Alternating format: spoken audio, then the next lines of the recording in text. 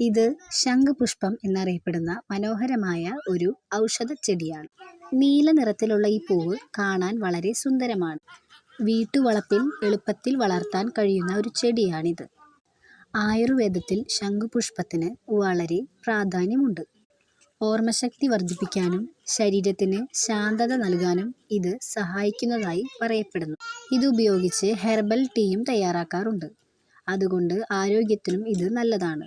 ഇത്തരത്തിലുള്ള കൂടുതൽ plant videos കാണാൻ ചാനൽ സബ്സ്ക്രൈബ് ചെയ്യാൻ മറക്കരുതേ.